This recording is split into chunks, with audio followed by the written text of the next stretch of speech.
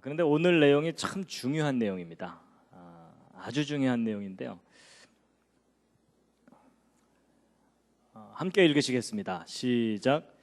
지혜 있는 자는 궁창의 빛과 같이 빛날 것이요 많은 사람을 옳은 대로 돌아오게 한 자는 별과 같이 영원토록 비추리라. 아멘. 예, 오늘 오신 여러분들을 환영합니다. 제가 환영의 뜻으로 또 꽃을 준비했는데요. 이번엔 좀 많이 준비했습니다. 우리 한국의 야생화들입니다. 하나님이 창조하신 화려한 꽃도 있지만 화려하지 않지만 아주 깨끗하고 아름다운 꽃들이 우리 주변에 많이 있습니다. 예, 이제 오늘 12번째 강의입니다.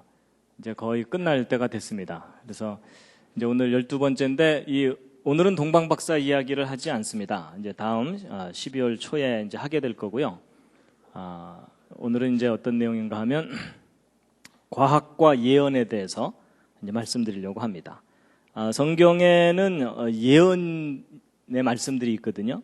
이제 그 예언의 말씀을 과학적으로 밝혀내고 하나님이 하신 일들을 드러내는 이제 그런 내용인데요. 그래서 역사를 주관하시는 여호와 하나님에 대해서 이제 함께 공부하는 시간이 되겠습니다. 자, 이사야서 41장 말씀인데 함께 한번 읽으시겠습니다. 시작. 야곱의 왕이 말하노니 너희는 확실한 증거를 보이라. 여러분, 전 세계에는 다양한 종교가 있고요. 그 중에 이제 기독교가 한 3분의 1인데 사실 이것은 이제 캐톨릭하고 그 밖에 뭐 1.5단, 2단 다 합친 겁니다. 그래서 이제 정말 천국에서 함께 만나게 될 사람들은 전 세계 인구 중에 그리 많지 않습니다. 이제 오늘 아주 근본적이고 중요한 두 가지 질문에 대해서 함께 이제 생각해 볼 텐데요. 첫 번째 질문은 왜 여호와 하나님만이 유일한 신이신가 하는 겁니다.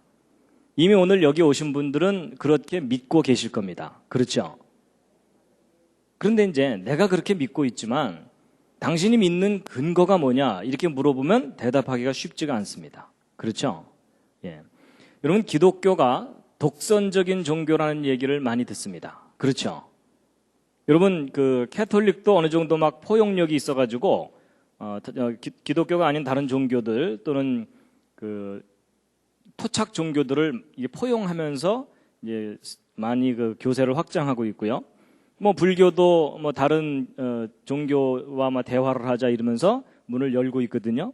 근데 유독 개신교, 이 기독교만은 우리만이 진리다, 예수만이 진리다 이러면서 고집을 피우고 있습니다. 그래서 이 개신교는 독선적인 종교다 이런 비판을 많이 받게 되거든요. 그렇죠? 근데 그런 비판을 받게 되면 별로 기분은 안 좋으시죠? 그러면서도 그냥 우린 끝까지 우겨야 돼 이러면서 버티고 있는 거잖아요. 왜 여호와 하나님만이 유일한 신이신가 하는 질문은요, 별로 교회에 다니는 분들이 많이 안 합니다. 잘 해결도 안 될 뿐만 아니라 괜히 저런 질문을 자꾸 했다가 믿음을 잃어버릴까 봐. 그렇죠? 제가 무슨 생각을 했었냐면요, 이제 어렸을 때는 뭐 어른들이 가르치니까는 그냥 이 성경이 진리인가 보다 이렇게 믿었는데 이제 대학을 들어가고 이러다 보면은 다양한 세계관을 가진 사람들을 만나게 되거든요. 그러다 보면은 내가 믿고 있는 바에 대한 혼란이 생깁니다. 내가 과연 믿는 게 정말 옳은 건가 하는 그런 혼란이 생기는데 그래서 제가 무슨 생각을 해봤냐면 내가 교회가 많은 나라에서 그것도 목사들로 태어나는 바람에 성경이 진리라고 믿고 있고 예수 그리스도를 그리고 또 여호와 하나님을 나의 유일한 구주요 또 신이라고 믿고 있는 게 아닌가 이런 생각이 드는 겁니다. 바꿔 얘기하면 제가 만약에 이슬람 문화권에서 태어나서 거기서 교육을 받고 자랐다면 이 정도 열심히 일하면 제가 지금쯤 뭐가 됐을 것 같습니까? 자살폭탄 테러단 팀장 정도는 했을 겁니다. 그렇죠? 제가 만약에 불교 국가에서 태어나서 거기서 교육을 잘 받았다면 제가 불교 대학 교수 뭐 이런 거 했을지도 모르잖아요. 근데 내가 교회가 많은 나라에서 태어나는 바람에 이제 성경이 진리인 줄 알고 믿고 있는 게 아닌가. 무슨 얘기냐면 종교라는 것은 환경에 의해서 결정되는 거지 무슨 절대적인 종교가 어디 있겠는가 이런 생각을 해볼 수 있다는 겁니다. 혹시 그런 생각 해보신 분 계십니까? 예, 그런 분들이 있으시거든요. 바로 이제 그런 거예요. 여러분들도 사실 여기 계시지만 객관적으로 냉정하게 생각해보면 여러분이 만약에 이슬람권에서 태어났다면 거기서도 예수를 믿을 가능성은 거의 없습니다. 맞죠? 그러면 환경에 의해서 종교가 결정되는 거라면 절대적인 종교가 어디 있겠느냐 이런 겁니다. 그런 의심 별로 안 해보셨죠? 괜히 제가 오늘 의심하게 해드리고 있나요? 그 다음에 그러면 이제 어쨌든 뭐 유일한 신이 한 분 있다고 치자고요. 근데 이제 문제는 왜 그 나사렛 예수 2000년 전에 그 나사렛 지방의 목수의 아들로 태어난 그 예수가 유일한 메시아 구원자인가 하는 거예요. 여러분 세상에는 자기가 메시아라고 주장하는 사람들이 꽤 많잖아요. 그렇죠? 문선명 씨도 그렇고 뭐 다 그렇잖아요. 내가 메시아다 이러면 그 옆에 있는 사람이 난 널 보낸 적이 없다 뭐 이러면서. 근데 역사상 그 수많은 인물 중에 왜 예수 그리스도가 유일한 메시아냐 하는 겁니다. 거기에 대해서 혹시 정답을 알고 계십니까? 이제 바로 오늘 그것에 대한 정답을 함께 이제 찾아보려고 하는데요. 여호와 하나님이 유일한 신이라는 객관적인 증거가 뭐냐라는 질문을 받았을 때 그때 대답할 수 있는 답이 있습니다. 바로 이제 오늘 읽은 이사야서 41장 말씀인데요. 다시 한번 읽어보시겠습니다. 시작. 너희 우상들은 소송을 일으키라. 야곱의 왕이 말하노니 너희는 확실한 증거를 보이라. 나 여호와가 말한다. 여러분 여호와라는 그 이름은 하나님의 고유한 이름입니다. 그렇죠? 그래서 야훼 하나님 또는 여호와 하나님 이렇게 하죠. 하나님의 고유한 이름에 대한 원래 발음은 사람들이 잃어버렸어요. 하도 오랫동안 발음을 안 했기 때문에. 근데 지금은 이제 우리가 여호와라고 이렇게 일단 그렇게 부르고 있을 뿐입니다. 그런데 그 여호와 하나님의 그 여호와라는 말의 가장 근본적인 뜻이 무엇이라고 보고 있냐면 모든 존재의 근원이다. 바꿔 얘기하면 창조자입니다. 그러니까 나 여호와가 말하노라 이것을 다른 말로 바꾸면 나 창조자가 말한다 이겁니다. 그리고 너희 우상들은 소송을 일으키라 이렇게 돼 있는데 여러분 그 소송은 다른 말로 하면 재판입니다. 그렇죠? 우상들아 다 나와라 나와 재판을 해보자. 그 다음에 야곱의 왕이 말하노니 이렇게 돼 있는데 왜 하나님께서 하나님 자신을 야곱의 왕이라고 표현을 하시냐면 야곱은 이스라엘 사람들의 뿌리가 되는 조상입니다. 그렇죠? 직접적인 조상이거든요. 그래서 야곱의 왕이라는 말은 무슨 말이냐면 이스라엘이라는 민족을 통해서 그 존재를 증거하시고 드러내는 하나님이시다 그런 뜻입니다. 그래서 그 하나님이 말한다 너희는 확실한 증거를 보이라 이렇게 되어 있는데 여러분 하나님께서 우상들에게 재판을 해보자고 말하는 겁니다. 근데 여러분 재판에서 이기려면 뭐가 필요합니까? 증거요. 그렇죠? 여러분 재판정에서 울면 되나요? 아닙니다. 심하게 울면 법정 소란죄가 추가됩니다. 그래서 여러분 재판에서 이기려면 결정적인 증거가 필요합니다. 그렇죠? 근데 여러분 이 말씀을 잘 들여다보면은 하나님께서는 확실한 증거가 있다는 겁니까? 없다는 겁니까? 일단 있다는 겁니다. 근데 그 증거가 무엇인지를 우리가 좀 알아야 되겠죠? 누가 진짜 신인지에 대한 증거를 내가 갖고 있다 이렇게 말씀하시니까요. 뭐일 것 같습니까? 이제 그 다음 구절이 참 중요한데요. 함께 읽으시겠습니다. 시작. 또 이전 일에 어떠한 것도 고하라. 우리가 연구하여 그 결국을 알리라. 여러분 미래에 일어날 일을 우리에게 얘기해봐라. 여러분 미래에 일어날 일을 미리 얘기하는 걸 뭐라 그러죠? 그게 예언입니다. 그리고 과거 일이 어땠는지도 말해봐라. 여러분 과거에 일어났던 일을 정확하게 진술하는 것을 뭐라 그러냐면 역사라고 얘기합니다. 그러니까 예언해봐라, 역사를 확인해봐라. 그걸 연구하면 결론을 얻게 될 것이다. 이렇게 돼 있습니다. 그럼 여러분 정리해보면 여호와 하나님이 유일한 신이시라는 객관적인 증거가 뭐라는 겁니까? 두 단어입니다. 예언과 역사입니다. 그래서 여러분 누군가가 여러분한테 당신이 믿는 그 여호와 하나님이 유일한 신이라는 객관적인 증거가 뭐냐 이렇게 누군가가 질문을 했다면 여러분이 그때 뭐라고 대답하시면 된다는 겁니까? 예언과 역사가 그 증거다라고 대답하시면 됩니다. 왜냐하면 이건 하나님 말씀이거든요. 그리고 이제 반복해서 또 나옵니다. 미래에 일어날 일을 보이며 또 나중에 일어날 일을 진술하라. 이 반복해서 나왔다는 얘기는 강조했다는 뜻이고요. 너희의 신됨을 우리가 알리라. 누가 진짜 신인지 알게 될 거다라는 겁니다. 그래서 오늘 이제 이 예언과 역사에 대해서 이제 말씀을 드릴 텐데요. 근데 이제 보통 신앙생활을 하면서 예언이나 이런 부분에 대해서는 사람들이 조심합니다. 왜냐하면 예언을 잘못 해석하고 잘못 적용했다가는 어떤 결과가 나오죠? 1.5단, 2단 이런 게 많이 생깁니다. 그렇죠? 그래서 예언은 임의로 풀어야 되는 게 아니라 객관적인 근거를 갖고 정확하게 그 예언을 해석하고 이해해야만 잘못된 길로 빠지지 않게 됩니다. 그래서 이제 오늘 예언에 대해서 이제 말씀을 드릴 텐데요. 예언이라는 게 도대체 무슨 의미가 있는 건가를 좀 설명드리기 위해서 예를 하나 들어드리면요. 옆에 청년이신가요? 아니면 결혼하셨나요? 아직 안 하셨습니까? 예. 제가 예를 들어도 되겠습니까? 예. 아직 안 하셨죠, 결혼요? 예.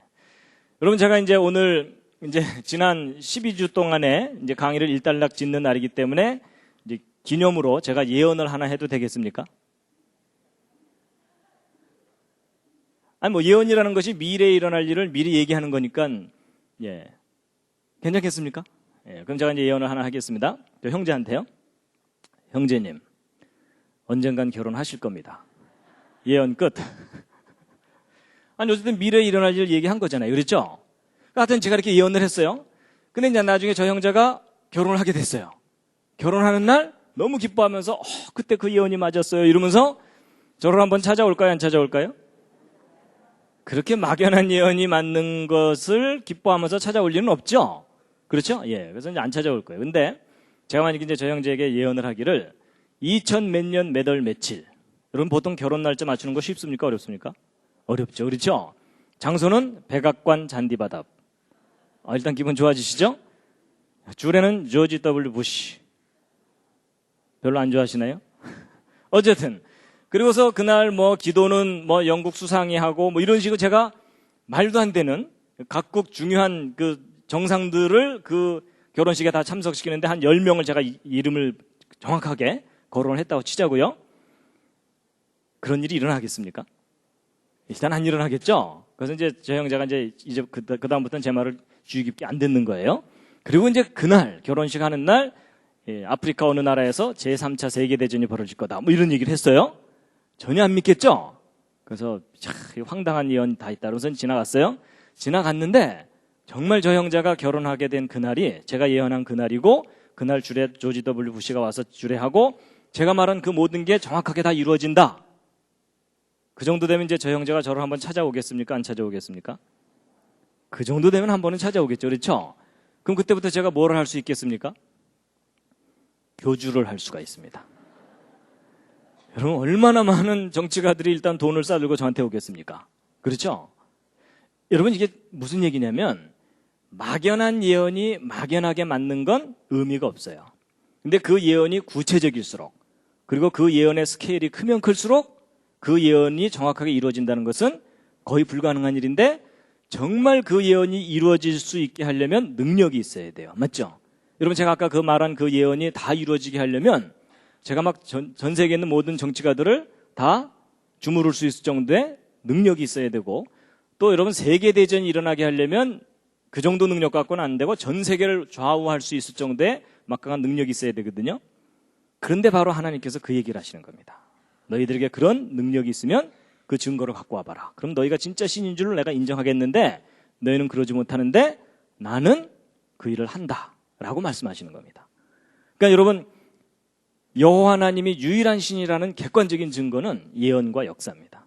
그래서 여러분 예를 들어 하나님께서 어떤 예언자를 통해서 미래에 이러이러한 종류의 사건들이 정확하게 이때 일어날 거다라고 예언을 하셨어요.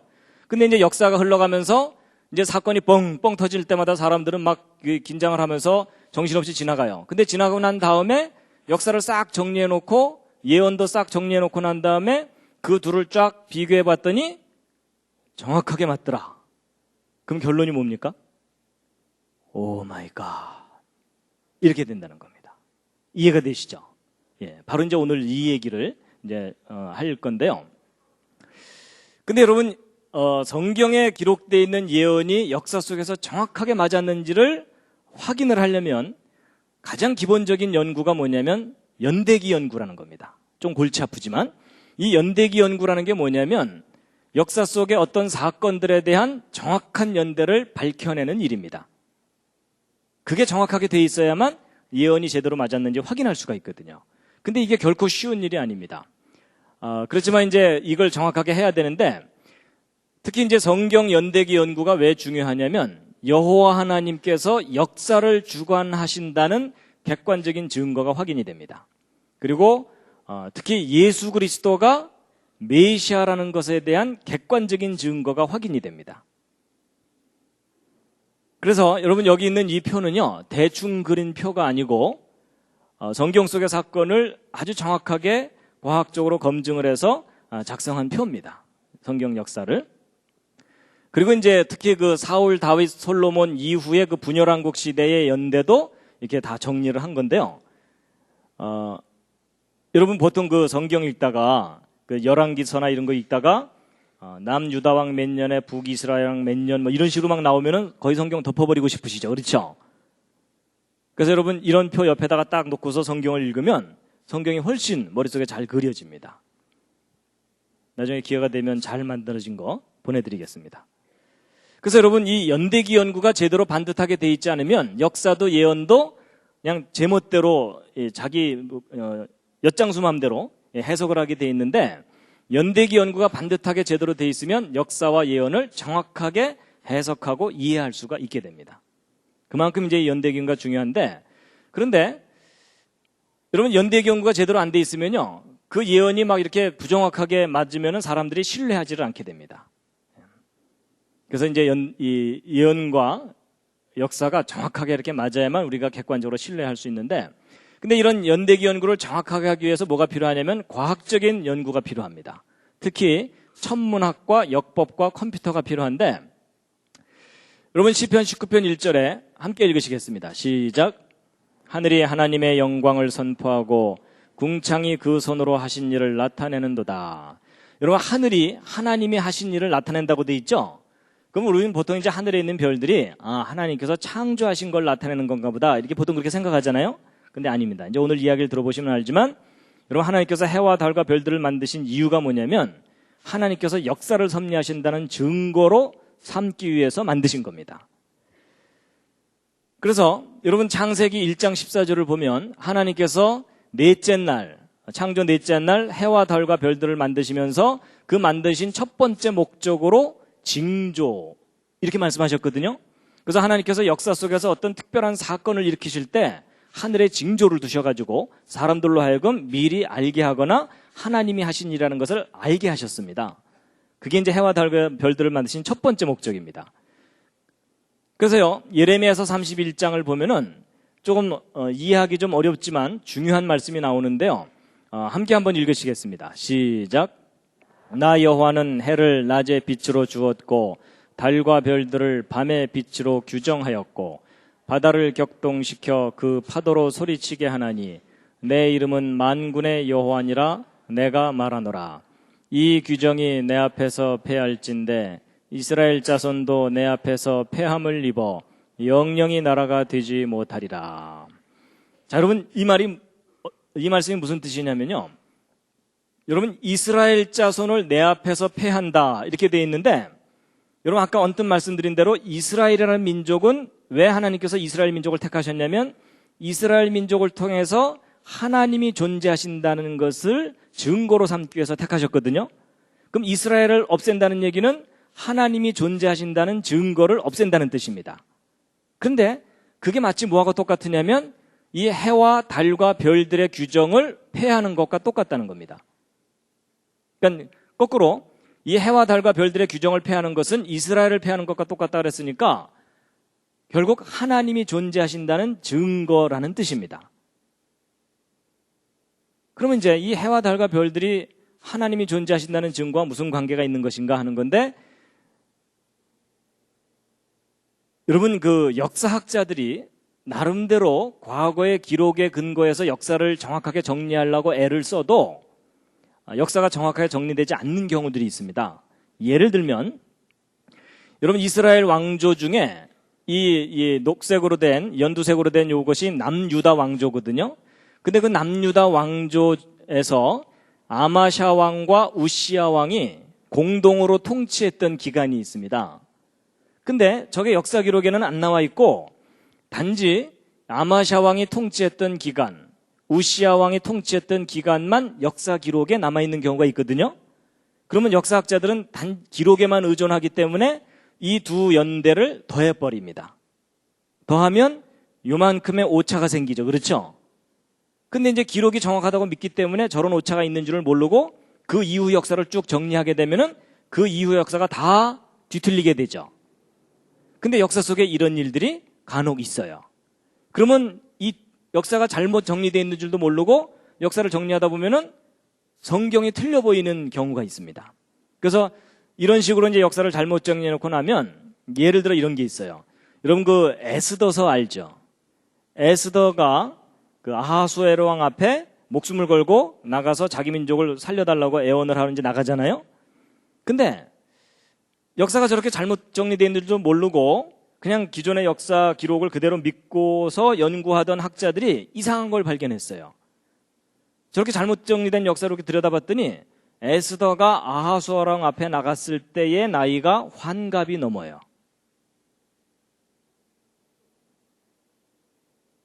그래서 이상하다.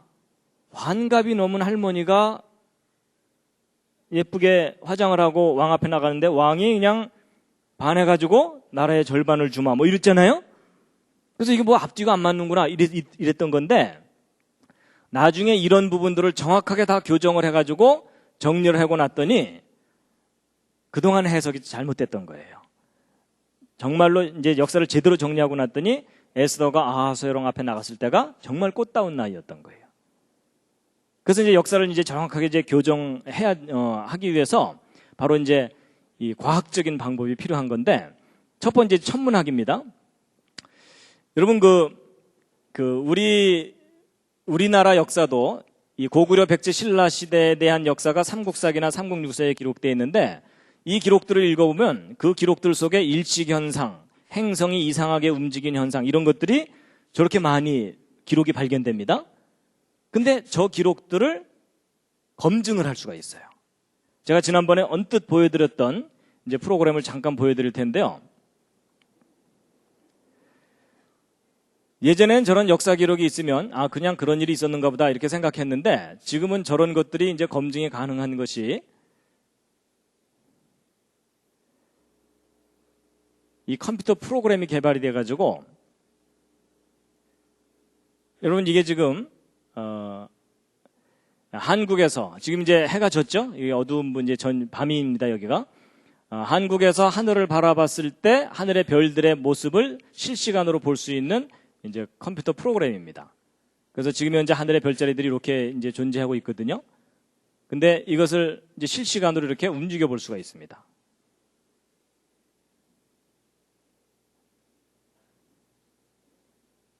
뭐 이걸 얼마든지 빠르게도 이렇게 움직일 수가 있고요. 그리고 이걸 이제 거꾸로 돌리면 어떻게 되겠습니까? 과거를 확인할 수가 있습니다. 근데 이 프로그램이 얼마나 정교하냐면 3000년 전의 일식 현상까지도 찾아냅니다. 그래가지고 그 실제 예를 보여드리면요.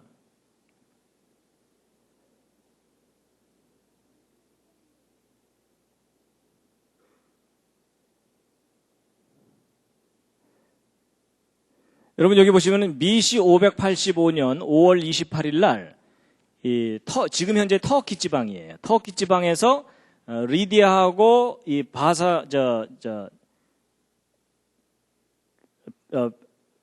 메덴가 하여튼 그 두 나라가 전쟁을 하다가 오랫동안 전쟁을 하다가 어느 날 갑자기 전쟁을 멈췄어요. 멈춘 이유가 뭐냐면 전쟁하던 어느 날 저녁 무렵에 갑자기 태양이 빛을 잃고 일식이 일어나 버린 거예요. 그래갖고 이 사람들이 그냥 공포에 질려가지고 거기서부터 전쟁을 딱 멈춘 사건이 역사 속에 기록이 돼 있거든요. 근데 그 사건을 이 컴퓨터를 이용해서 찾아낸 겁니다. 그래서 이제 그걸 보여드릴 텐데요. 이게 바로 이제 그날입니다. 여기 보시면은 BC 585년 5월 28일 그날 여기 지금 이 노란색이 태양이고요. 여기 파란색이 달입니다. 이제 그날 저녁 무렵에 이 태양과 달이 같이 나란히 만난 거예요. 그래서 이제 일식이 일어나기 직전인데 저 상태에서는 일식이 일어날지 아무도 몰라요. 왜냐하면 태양이 너무 밝으니까. 그런데 이제 이게 시간이 지나가면서 일식 현상이 나타나는데 저녁 무렵입니다. 저녁 무렵 여기서 좀 천천히 가겠습니다.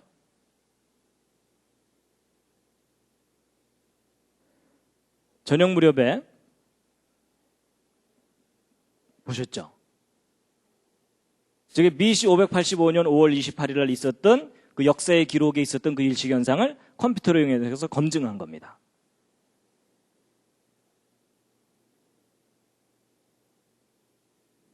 그래서 여러분 이게 무슨 뜻이냐면 예전에는 대충 BC 585년쯤 이렇게 역사를 얘기하다가 여러분 저런 사건은 지금 현재로부터 정확하게 몇 년, 몇 월, 며칠 전 어느 장소에서 일식현상이 있었다 이걸 찾아내는 거예요. 그러면 저게 뭐냐면 역사에 대한 절대연대가 되는 겁니다. 절대연대. 그래서 저건 움직이질 않아요. 그래서 역사 속에 어떤 절대연대가 되는 사건을 몇 개만 찾아내면 역사 전체가 일그러지지 않고 정리가 되게 돼 있어요. 그럼 나머지 사건들은 그 절대적인 점을 기준으로 해서 앞으로 몇 년, 뒤로 몇 년 이렇게 정리를 하면 역사 전체가 전체적으로 일그러지지 않고 정리가 되게 돼 있습니다. 근데 이게 컴퓨터가 개발되기 전까지는 불가능한 일이었어요. 왜냐하면 저거 하나 계산하려면 어떤 한 사람이 평생 계산해도 안 돼요. 숨 넘어가면서 아들한테 얘야 너도 뭐 이래야 돼요. 근데 오늘날은 개인용 컴퓨터로도 저게 다 검증이 됩니다. 원리를 이해하시겠죠? 그래가지고 바로 이런 방법을 이용해서 성경 속에 나타난 어떤 사건들에 대해서 절대적인 연대들을 찾아내기 시작했어요. 그러고 나서 성경 역사를 다시 정리해봤더니 그동안 삐뚤빼뚤하게 잘못 정리했던 역사들이 많이 오류가 다 이제 회복이 된 겁니다.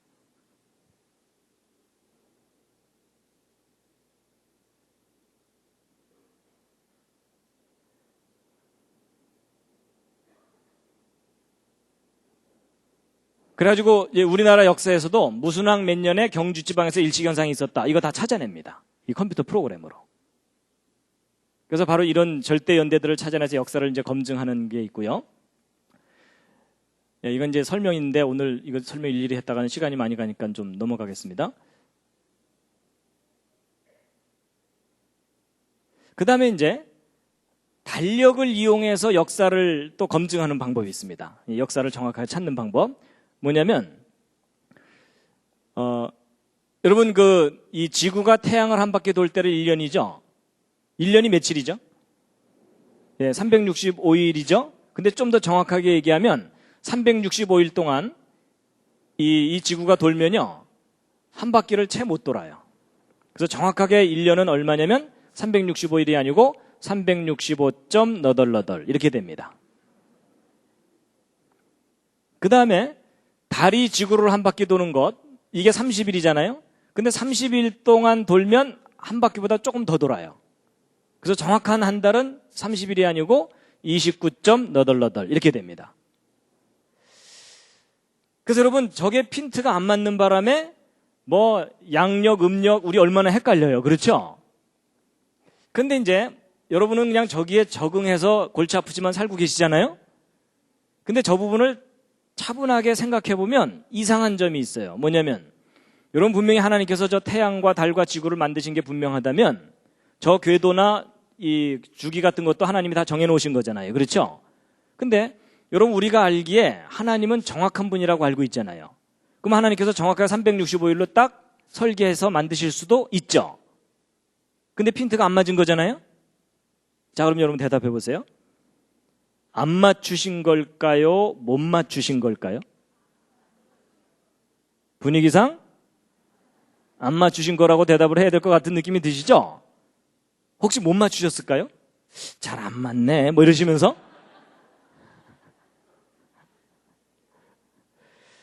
여러분 저게요 일부러 안 맞추신 거예요. 저도 왜 저렇게 안 맞추셨는지 몰랐는데 설명을 듣고 나서 제가 무릎을 치면서 감탄을 했어요. 여러분 저렇게 핀트를 어긋나게 해놓으신 게 우리 사람들로 하여금 역사를 잃어버리지 않게 하기 위해서 일부러 저렇게 하신 거예요. 역사를 보존하시기 위해서. 무슨 말이냐면 여러분, 하나님께서 이렇게 너덜너덜하게 하지 않으시고 정확한 것을 자랑하시기 위해서 예를 들어 1년 360일, 한 달 30일 이렇게 딱딱 맞아떨어지게 하잖아요. 그럼 어떤 일이 벌어지냐면 예를 들어 1980년 5월 18일 날 미국에서 세인트 헬렌에서 화산 폭발했다는 얘기를 제가 지난번에 언뜻 그랜드 캐년 얘기할 때 했었죠. 그랬을 때 여러분, 어떤 사건을 양력으로도 표기하고 음력으로도 표기할 수가 있잖아요. 근데 하나님께서 이렇게 딱딱 맞아떨어지게 해놓으시면은 연도가 바뀌어도 양력과 음력의 조합이 변하지가 않아요. 그렇죠? 그럼 지금이야 몇십 년 전 일이니까 기억을 하겠지만 1000년, 2000년 지난 후에 역사 기록을 봤더니 이 연도가 지워져 있는 거예요. 이 뒤에 기록만 남아있고, 그럼 여러분 이 뒤에 있는 요 기록만 가지고서 이 사건이 언제 몇 년도에 일어났는지 알아낼 수가 있어요, 없어요? 알아낼 수가 없어요. 그렇죠?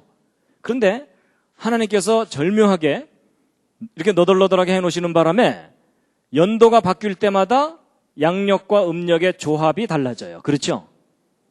근데 이런 조합을 가진 연도는 몇 년도밖에 없겠어요? 1980년밖에 없는 거예요. 이해가 가세요? 그래서 여러분, 역사 속에 어떤 사건에 대해서 두 가지 종류의 달력으로 표기가 돼 있잖아요. 그럼 그 사건은 꼼짝 말아야 해요. 이 컴퓨터 변환, 이 달력 변환 프로그램을 이용해서 그게 정확하게 지금부터 몇 년, 몇 월, 며칠 전에 있었던 사건인지를 다 확인해낼 수가 있어요. 뭐 이해가 안 되셔도 할 수 없습니다. 진도 나가야 됩니다. 그래서 여러분, 바로 하나님께서 정확하게 우리가 역사를 잃어버리지 않게 하기 위해서 일부러 저렇게 해놓으신 거예요. 그래가지고 예를 들면 여러분, 그 바벨론의 느부갓네살 왕이 그 남유다를 멸망시키고 그 예루살렘을 파괴시키고서 포로로 잡아간 사건이 있거든요. 근데 이게 이제 보통 그 성경 이제 해설해 놓은 책에는 이것이 BC 586년, 7년 이렇게 표기가 돼 있거든요. 그렇게 이제 해설이 돼 있어요. 근데 조금 전에 말씀드린 그런 과학적인 방법으로 이때를 정확하게 추적해 보았더니 BC 588년인 거예요. 그래가지고 그 예루살렘이 함락되던 날에 대한 역사 기록 중에 몇 가지 기록이 있는데 그게 뭐냐면은 그날이 안식일이었다는 거예요. 안식일 날 망했다는 거예요. 그리고 안식년 다음 해에 망했다는 거예요. 그리고 여호야립 반열 제사장이 직무를 수행할 때 망했다 이렇게 돼 있는데, 여러분 그 다윗 왕이 죽기 직전에 솔로몬에게 정권을 넘겨주기 직전에 제사장 제도를 정비를 합니다. 그래서 24팀을 만들어요. 그래서 한 팀이 한 주씩 봉사하도록 만들거든요.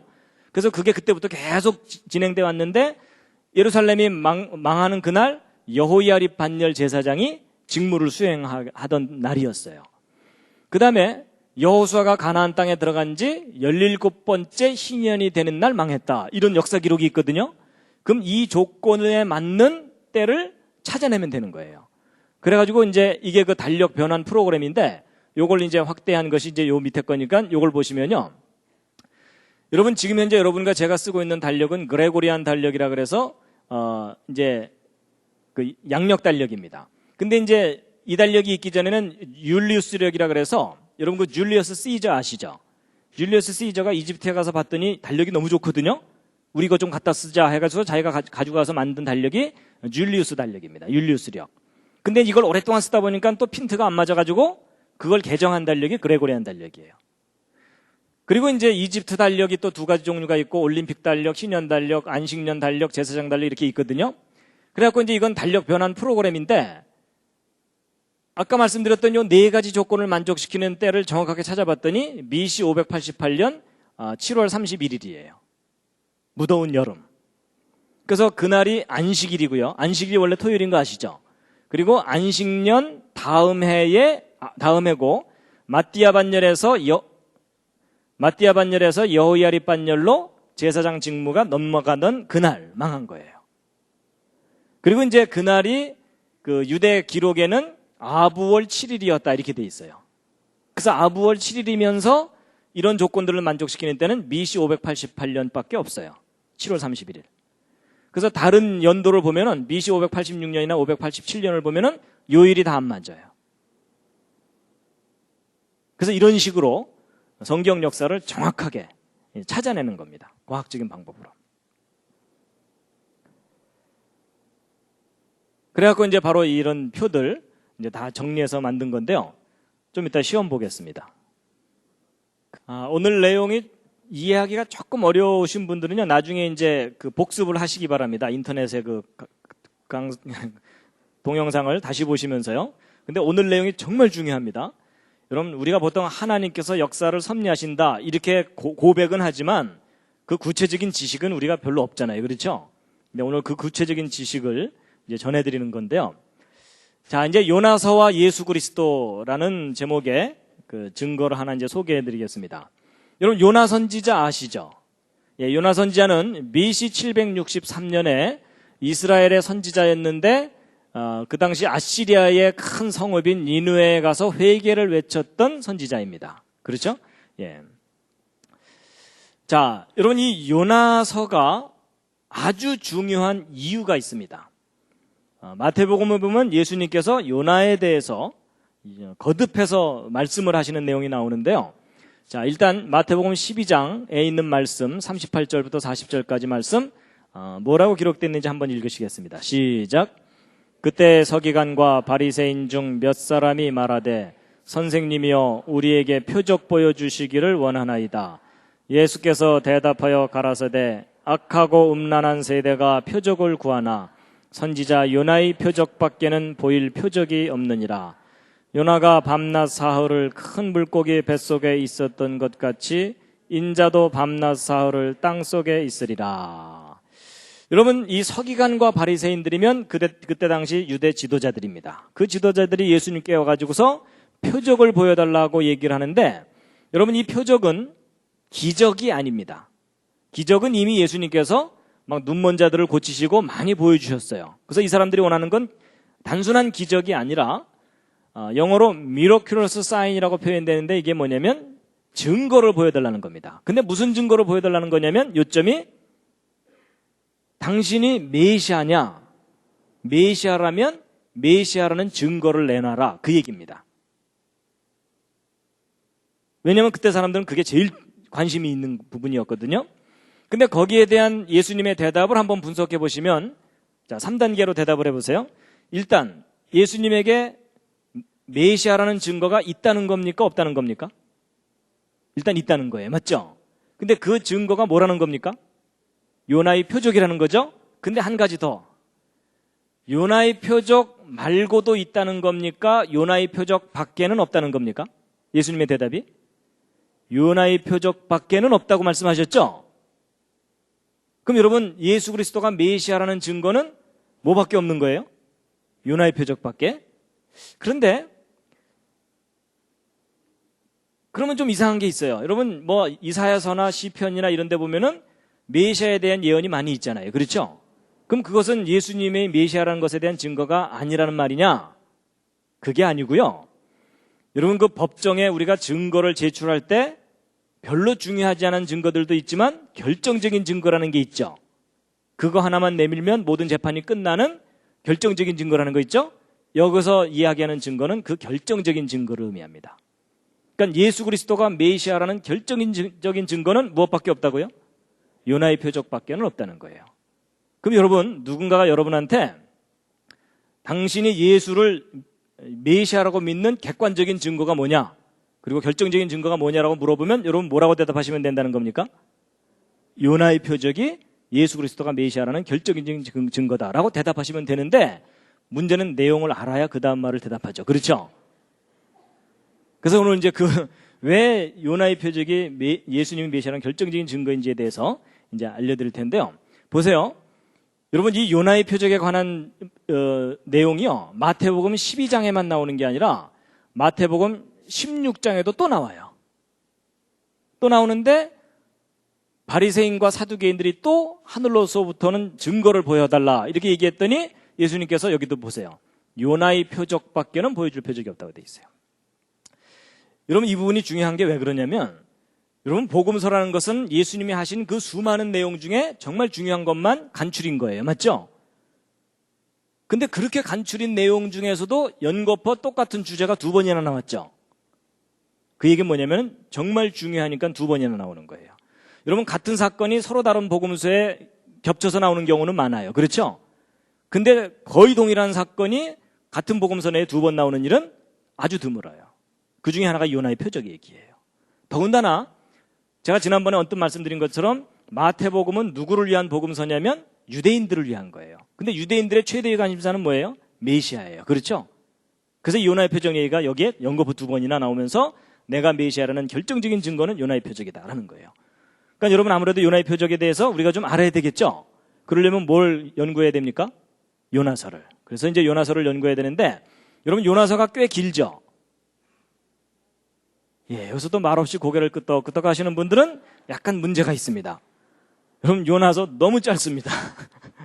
잠깐 앉아서 보면 읽을 수 있을 정도로 아주 짧아요. 예. 근데 내용이 참 재미있어요. 그래서 이제 오늘 요나서를 좀 요약해서 좀 그 줄거리를 말씀드릴 텐데요. 자, 일단 1절, 2절 함께 읽으시겠습니다. 시작. 여호와의 말씀이 아미떼의 아들 요나에게 임하니라. 이르시되 너는 일어나 저 큰 성읍 니느웨로 가서 그것을 쳐서 외치라. 그 악독이 내 앞에 상달하였음이니라 하시니라.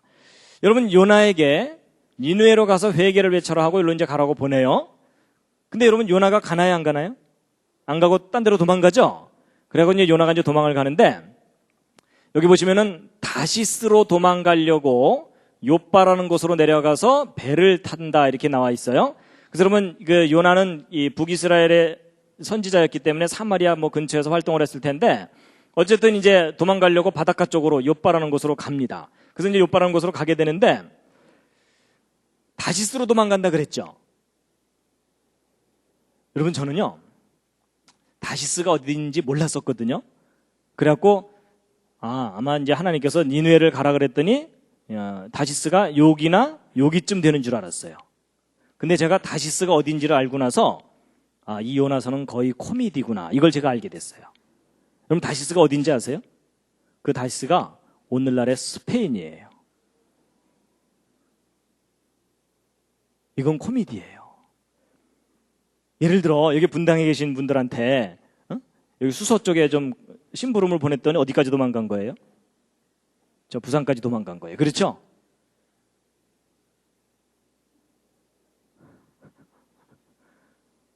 그러니까 여기 좀 다녀오라 그랬더니 여기까지 도망간 거예요. 경을 칠 놈이죠. 그렇죠? 그러니까 여러분 아주 웃기는 상황인 거예요, 저게. 그래서 보통 그 사람들이 그러잖아요. 요나가 하나님의 명령을 어기고 도망갔기 때문에 요나가 참 아주 나쁜 선지자인 것처럼 얘기하죠. 저도 사실 예전에는 그렇게 생각하다가 요나의 입장을 이해하고 났더니 제가 요나가 이해가 되더라고요. 왜냐하면 여러분 이때 당시에 정치적인 상황이 어떤 상황이었냐면 이스라엘이라는 나라가 이 아시리아라는 큰 제국에 의해서 상당히 괴롭힘을 당하고 땅까지 뺏기고 있던 상황이었어요. 그런 상황에서 요나 보고 자기 땅을 뺏어간 그 큰 제국의 큰 도시에 가서 회개를 외치라 그러니까 여러분 이스라엘 민족은 전통적으로 민족주의자들이거든요. 자기 민족 지금 구원시키기도 바쁜데 자기들 땅을 뺏어간 그곳에 가서 회개를 외치라 그러니까 가고 싶겠어요? 안 가고 싶겠어요? 안 가고 싶죠. 여러분 이 입장을 바꿔서 생각하면 이런 거예요. 일제시대 때 아버지는 지금 경찰서에 끌려가서 고문당하고 있는데 하나님께서 그 아들한테 짠하고 나타나셔갖고 동경에 가서 회개를 외쳐라 이러면은 여러분이라면 가시겠어요? 차라리 만주로 도망가고 말죠. 그렇죠? 여러분 그 상황이에요 사실은. 그래서 우리가 요나를 비난할 상황이 아닙니다. 그래갖고 이제 이게 가는데 여러분 그 이스라엘 얘기가 나왔으니까 한 가지 잠깐 좀 말씀드릴 게 뭐냐면요. 여러분 하나님께서 이스라엘 민족을 택하셨죠. 그래서 이스라엘은 선택받은 민족이잖아요. 근데 거기에 대해서 기분이 좋으세요? 안 좋으세요? 별로 안 좋으시죠? 특히 한국 사람들은 사촌이 땅을 사도 배가 아픈데 왜 우리 민족을 안 택하시고 이스라엘을 택하셨나 그래서 시기심이 많기 때문에 배가 아프거든요. 저도 사실 왜 하나님이 우리 민족을 안 택하셨나 이런 생각을 했었는데요. 제가 왜 하나님께서 이스라엘을 택하셨을까에 대해서 나름대로 생각을 정리한 다음에 차라리 우리 민족 안 택하신 게 참 다행이다. 전 그 생각을 하게 됐어요. 왜냐하면요. 여러분 그 이스라엘 사람들의 조상인 아브라함은 원래 여기 살던 사람이 아니라 여기 살고 있던 사람을 하나님께서 여기로 불러다가 요 땅 줄게 이러셨거든요. 근데 막상 아브라함은 받지도 못했어요. 나중에 그 후손들이 이집트에서 이제 막 고생하다가 뒤늦게 이제 이 이집트를 탈출해서 요 땅을 이제 갖게 되잖아요. 근데 하나님께서 굳이 요 땅을 주신다고 하신 이유가 뭘까? 그러다가 제가 오늘 이제 뭘 나름대로 깨달았냐면요. 여기가 유럽과 아프리카와 아시아의 중간지대예요. 길목이에요, 길목. 무슨 얘기냐면 여러분과 저는 그렇게 야망이 안 크잖아요. 뭐 전 세계를 지배해보겠다 이런 생각하신 분 계세요? 여러분과 저는 그냥 소박하게 그냥 내가 편안하게 먹고만 잘 살면 되겠다 이렇게 생각하지만 옛날 그 큰 제국을 거느렸던 왕들은요. 어느 정도 막 영토가 넓어지잖아요. 욕심이 더 커져갖고 세상을 지배하고 싶어요. 그럼 여러분 유럽의 어느 왕이 세상을 지배하려면 적어도 이 세 대륙을 함께 지배해야 세상을 지배하는 거잖아요. 그러면 이 유럽의 왕이 아시아나 아프리카를 집어먹으려고 군대를 이동시키려면은 반드시 여기를 지나가야 돼요. 맞죠? 그리고 이 아프리카에 있는 어느 왕 파라오도 유럽이나 아시아를 집어먹으려면 군대를 이끌고 여기로 나와야 돼요. 맞죠? 그리고 여러분 아시아에 있는 어느 왕이 유럽과 아프리카를 동시에 집어먹으려면 여기로 또 지나가야 되죠? 항상 지나가야 되는 길목이 어디예요? 여기예요. 제가 그걸 이해하고 났더니 왜 하나님께서 이스라엘을 택하셨나? 사실 이스라엘이라는 민족도 택하셨지만 가나안 땅이라는 곳을 택하신 거예요. 여러분 세계를 지배하려는 왕이 엄청난 군대를 이끌고 지나가야 되는 길목이 바로 이스라엘 땅이에요. 그럼 생각해 보세요. 여러분 캠퍼스 잔디밭이 이렇게 있는데 학생들이 시간 급하다고 막 가로질러 가는 곳 있잖아요. 그렇죠? 거기 잔디 살아남아요? 못 살아남아요? 뿌리째 뽑혀서 너덜너덜해져요. 그렇죠? 그럼 그 잔디밭 지키려면 어떻게 해야 돼요? 꼬마 세워두면 되나요? 아치 지나가지 마세요. 이러면 되나요? 아니에요. 힘센 사람이 뜩 버티고서 야 돌아가 이래야 되잖아요. 그렇죠? 하나님이 바로 그거예요. 하나님께서 자기 백성을 요 정말 위험한 지역에다 두신 거예요. 그래서 그 이스라엘 민족에게 뭐라 그러신 거냐면 야 니네들이 내 말 잘 들으면 그 주변의 국가가 아무리 강해도 너희가 안전할 거다. 보장하마. 그런데 너희가 내 말 안 들으면 고생 꽤나 할 거다. 요놈들아. 뭐 이러신 거예요. 뿌리째 뽑혀서 포로로 잡혀갔다 돌아오기도 하고 심지어 전 세계로 흩어지기까지 할 거다. 그런데 내가 요거 하나는 약속한다. 뭐냐? 마지막 때가 가까이 오면 이 민족이 전 세계로 흩어져 있을지라도 요 자리로 다시 돌아오게 할 거다. 그런데 너희들이 그렇게 되는 걸 사람들이 보게 되면 정말 지혜가 있고 깨달을 수 있는 사람이라면 이게 우연히 일어나는 일이 아닌 줄 알 거다. 전능한 누군가가 너희를 지키는 줄 알게 될 거다. 이해가 되시나요? 제 생각에 동감 안 하셔도 됩니다. 그러고 났더니 왜 하나님께서 자기 백성을 여기다 두셨는지 이해가 되더라고요. 강하신 분이 지키시는 거예요. 그러면 그 민족이 그 틈바구니에서 끝까지 살아남는 걸 보거든 누군가가 전능하신 분이 지키는구나 라고 깨달으라는 얘기예요.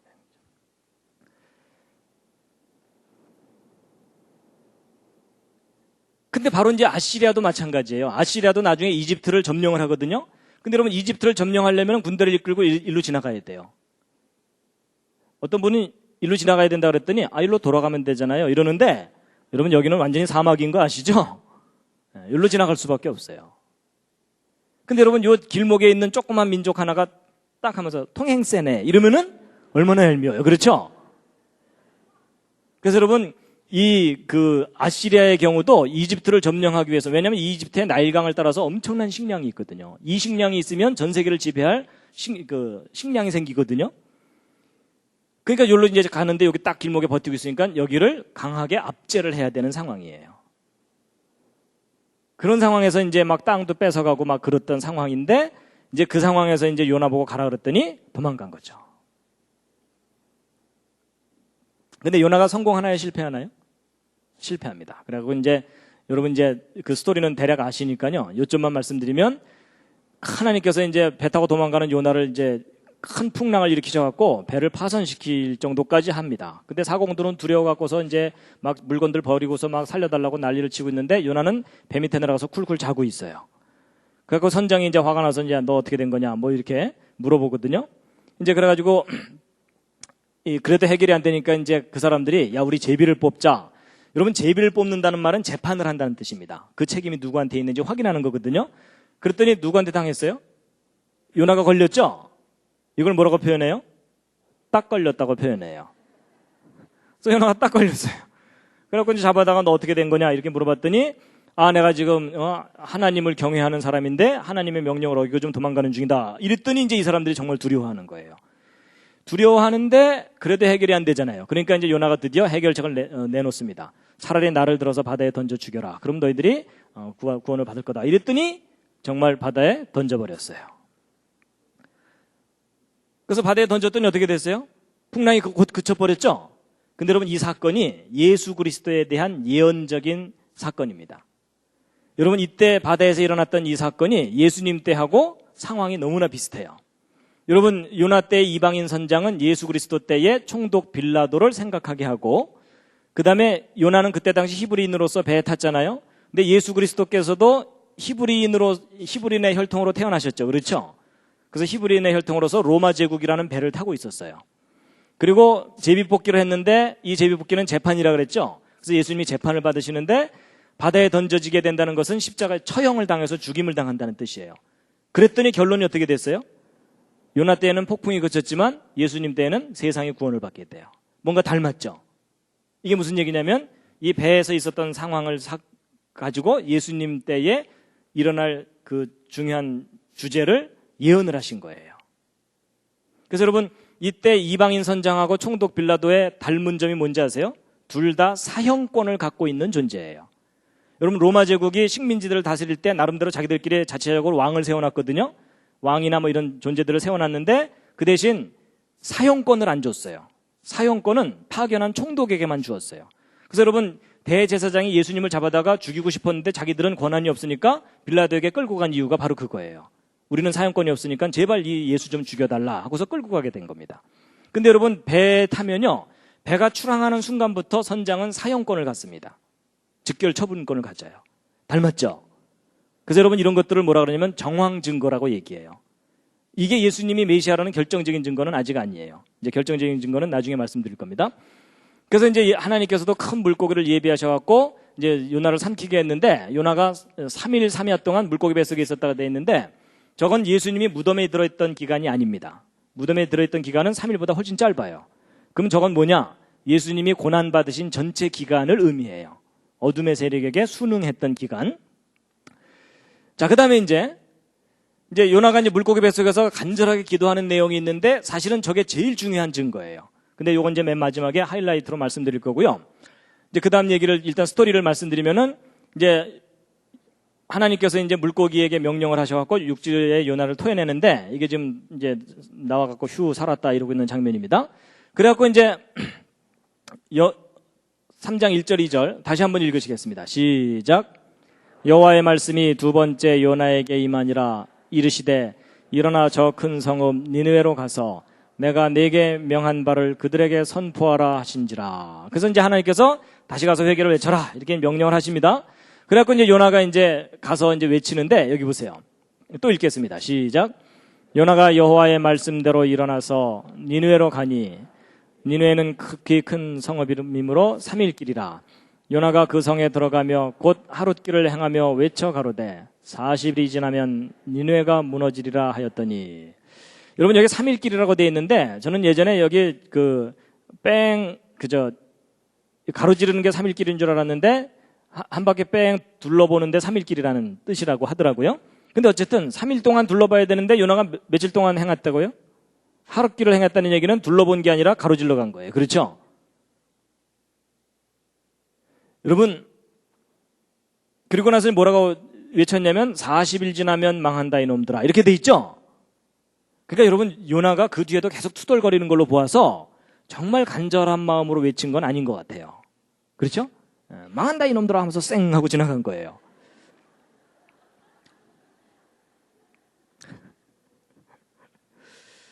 그런데 요나서의 두 번째 코미디가 나옵니다. 정말 니느웨 사람들이 회개해요, 안 해요? 회개를 해요. 그래갖고요, 니느웨 백성들이 막 금식을 선포하고, 그 다음에 왕까지도 조복을 벗고 굵은 벼를 입고 제에 앉은 다음에 또 뭐라 그래요? 그 다음 보면요, 먹지도 말 것이며 물도 마시지 말라는 얘기는 단식이에요. 단식. 그렇죠? 금식 정도가 아니라 단식이에요. 그리고 힘써 여호와께 부르짖을 것이다. 그래서 막 왕까지 나와서 그러거든요. 여러분 생각해 보세요. 일반 백성들이야 무지몽매하니까 그냥 겁에 질려서 뭐 살려달라고 할지 모르지만, 왕은 그래도 교육도 받았고 권력도 있는 사람인데 저렇게 회개를 한다는 것이 사실 이해가 안 가는 대목이에요. 근데 여러분, 정말 저런 일이 일어났다고 믿으세요? 일단 믿고 버티셔야 되죠? 근데 여러분 믿고 버티실지 모르지만 일반 상식을 가진 역사학자들은 절대로 저걸 역사적인 사실이라고 인정하지 않습니다. 왜냐하면 여러분, 이 사건이 어떤 거냐면 오늘날로 따지면 이런 거예요. 여러분, 미국 워싱턴에 부시맨 하나가 콜라병을 하나 들고 워싱턴을 쫙 가로질러 가면서 뭐라고 외치는 거예요? 40일 지나면 망한다 이놈들아 하면서 지나갔어요. 그랬더니 무슨 일이 벌어진 거예요? 조지 W 부시 이하 행정 강요들 다 나와서 회개를 하고 워싱턴 시민 다 나와서 막 애고 회개하는 거죠. 그것도 단식을 해가면서. 그렇죠? 여러분, 이게 현실적으로 가능해요? 불가능해요? 아니, 여러분이 정말 믿음이 좋으니까 저런 거 다 믿어주는 거지, 현실적으로 따지면 이게 말이 안 되는 얘기예요. 그렇죠? 아니, 부시 대통령이야 뭐 자기하고 이름이 비슷하니까 뭐 형님 오셨수 뭐 이러면서 잠깐 나와볼 수 있을지 모르지만 이게 앞뒤가 안 맞는 얘기예요. 더군다나 여러분, 요나는 자기들이 식민지로 삼고 있는 나라의 촌놈 아니에요. 그렇죠? 말이 안 되죠. 그래서 여러분, 이걸 현실적으로 따져보면 안 믿어지기 때문에 심지어 성경학자들조차도 이 요나서는 교훈을 주기 위해서 꾸며낸 얘기지 역사적인 사실일 리가 없다라고까지 하는 거예요. 근데 여러분, 사람들 중에 이런 사람들이 있어요. 성경에 써 있다면 이게 분명히 사실일 거다라고 믿는 아주 고집센 사람들이 있어요. 근데 그 사람들 중에 좀 할 일 없는 사람들이 연구를 해봤어요. 분명히 성경에 써 있다면 이건 사실일 거다. 이래갖고 역사를 연구해보고 성경을 연구해봤더니 단서가 잡혔어요. 무슨 단서가 잡혔냐면, 여러분, 그때 당시에 이 정치적인 상황은 어땠냐면 남유다는 우시야 왕이 다스리고 있었고 바로 요나가 속해 있던 이 북이스라엘은 여로보암 2세인데 아주 악한 왕이에요. 그래서 이 북이스라엘을 시작했던 여로보암 왕만큼이나 악한 왕이거든요. 근데 바로 요때 이제 요나가 니느웨 성을 갔는데 그때 아시리아의 왕은 아쇼르단 3세가 통치하고 있던 때였어요. 그게 이제 바로 BC 763년인데 요때 이제 간 거예요. 그러면 요나가 가서 아시리아의 조그만 마을도 아니고 아시리아에서 가장 큰 번화한 성에 가서 회개를 외쳤는데 몽땅 다 회개했잖아요. 그럼 그게 역사의 흔적으로 남아있어야 되잖아요. 맞죠? 근데 여러분, 어떤 단서가 잡혔냐면 여기 아시리안 에포님이라 그래서 기록이 있는데, 여러분 그 역사 중에서 그 정사가 있고 야사가 있죠. 여러분, 정사와 야사 중에 어느 쪽이 변질이 되죠? 둘 다 변질됩니다. 여러분, 야사는 야사란 대로도 좀 불충분하고, 정사는요, 쿠데타가 일어나면은 그 다음 정권을 잡은 사람이 앞쪽 역사를 말살시키는 경우가 많아요. 그래서 여러분, 정사도 믿으면 안 되고 야사도 그대로 믿으면 안 되고, 그걸 다 아까 말씀드린 그 과학적인 방법으로 검증을 해봐야 돼요. 그렇거든요. 근데 이 아시리안 에포님은 별로 이 변질되지 않을 그런 요소를 가지고 있는 기록인데, 예를 들면 이런 거예요. 오늘날 그 연말쯤 되면 타임지나 이런 데 보면 올해의 인물 이러면서 제정하는 거 이런 거 있죠? 그런 비슷한 기록이에요. 몇 년도에 중요한 무슨 사건, 중요한 인물 이런 식으로 리스트를 해놓은 것이 아시리안 에포님이거든요. 근데 그 기록 속에 아주 놀라운 단서가 발견됐는데, 보세요. 이제 그 기록을 제가 이제 이렇게 영어로 이렇게 좀 큼직하게 써놓은 겁니다. 쭉 이렇게 연표가 이렇게 있는데, 이 아시리아는 이 큰 제국을 이루고 있기 때문에 왕은 하는 일이 맨날 전쟁 나가는 일이에요. 전쟁 나가서 땅 뺏어오고 노예 뺏어오고 노예 잡아오고 이러는 거거든요. 그래서 맨날 against 어디 여기서 다메섹 여기 나오죠. 다마스커스. 그래서 맨날 전쟁 나가다가 가끔 야, 좀 쉬자 이러다가 또 전쟁 나가고 맨날 전쟁 나갔어요. 그러다가 BC 763년이 요나가 니느웨성을 갔을 때거든요. 그때부터 한 5년 동안 아시리아 내부에 반란이 일어나요.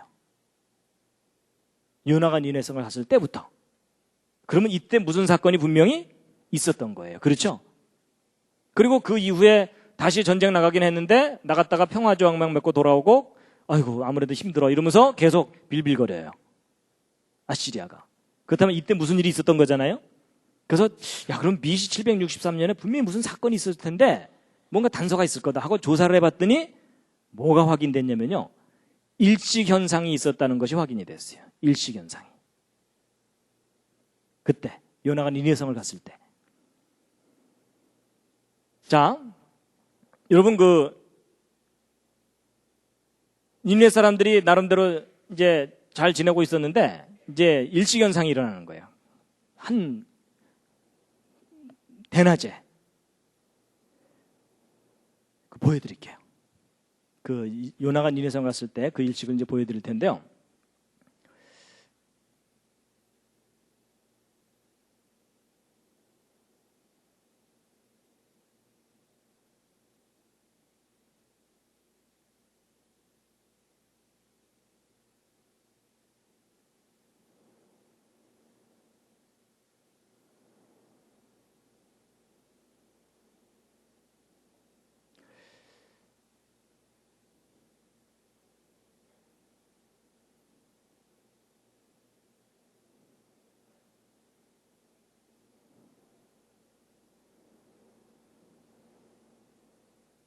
예.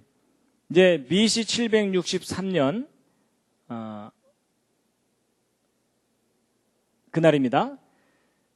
이제 오전에 일식이 일어나는데요. 아마도 요나는 그 전날쯤 니느웨성에 이제 지나가면서 망한다 이놈들아 이러면서 지나간 거예요. 그러니까 이제 니느웨 사람들이 말도 안 되잖아요. 그렇죠? 저놈 잡아들여라 이러는데 너무 빨리 도망갔고 이제 못 잡아갖고 그래서 이제 제가 그냥 상황을 대충 이렇게 분위기를 설명드리면 이런 거예요. 그래서 별 미친놈 다 보겠네 이러면서 이제 왔어요. 이제 그날 저녁 3, 4, 5 모여갖고 한 잔씩 하면서 뭐라 그랬겠어요? 오늘 낮에 미친놈 하나가 망한다고 지나갔어. 그럼 잡았어? 아직 못 잡았어? 빨리 도망가더라. 뭐 이러면서 하여튼 그러고 이제 지나간 거예요. 지나가고 이제 그 다음날 아침에 이제 다들 이제 술이 덜 깨갖고서 이제 막 해롱되면서 어제 그놈 아직 잡았어? 못 잡았어? 뭐 이러고 있는 그날 아침이에요. 그날 아침 니느웨에서 있었던 일식현상인데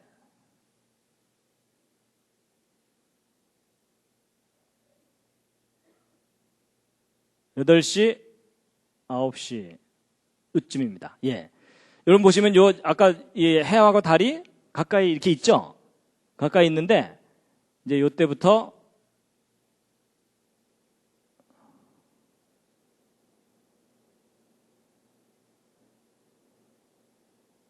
잘 보세요. 벌건 대낮에 갑자기 일식이 나타나는 겁니다. 한 5분 이상을 일식이 나타납니다. 자 보세요. 이제 여러분이나 저는 학교에서 배운 게 있기 때문에 일식현상이 나타난다 그러면 두려워하기보다는 어때요? 간율이 어디 있어? 간율이 이러면서 이제 그거 쳐다보려고 애쓰잖아요. 그렇죠? 근데 여러분 저 때 당시에는 우상 숭배하던 사람들이에요. 그렇죠? 더군다나 태양을 신으로 섬기던 그 사람들이거든요. 일식현상이 일어나면은 그게 무슨 의미겠어요? 신이 노한 거예요. 그렇죠? 더군다나 이때 이제 무슨 일이 있었냐면 잘 보세요. 여러분 일식현상이 일어났던 요 장면 잘 보세요. 여기 보면 여기 태양 바로 옆에 주피터가 있거든요. 주피터가 태양계 9개 행성 중에 제일 큰 행성인데 밝아요. 근데 주피터가 뜻이 뭐죠? 그리스 로마 신화에 나오는 제우스예요. 신들의 왕이거든요. 그래서 저 행성은 크기도 제일 크기도 하지만 뜻도 왕을 상징하는 이름을 갖고 있기 때문에 저 목성은 예로부터 왕을 상징하는 별이에요. 그래서 왕의 운명을 점칠 때 저 별을 연구했어요. 근데 바로 일식이 일어나는 그 바로 옆에 왕을 상징하는 행성이 그 옆에 딱 있는 거예요. 그럼 여러분 일찍 일어나면 신이 노한 거잖아요. 신이 노하면 민심이 흉흉해져요. 맞죠? 더군다나 아시리아라는 제국은 다민족 국가예요. 워낙 많은 사람들을 이제 제국을 넓혀놨기 때문에. 그럼 다민족 국가면은 정적들이 많아요. 그럼 언제라도 쿠데타가 일어날 가능성이 있거든요. 그러면 이 정치적인 반대 세력은 바로 저런 기회를 놓치지 않습니다. 신이 노했다, 왕을 상징하는 벽 그 옆에 있다, 왕의 운명이 끝난 거예요. 그럼 반란을 일으켜서 얼마든지 왕을 살해하고 다시 정권을 잡을 수가 있거든요. 그러면 근데 이제 문제가 뭐냐면 저게 그냥 일어난 게 아니라 바로 전날 어느 미친놈 하나가 뭐라고 하고 지나갔어요? 40일 지나면 망한다고 지나갔잖아요. 그렇죠? 그 말이 괜한 소리가 아닌 것처럼 들리는 거예요. 그렇죠? 상황이 이제 짐작이 하시죠?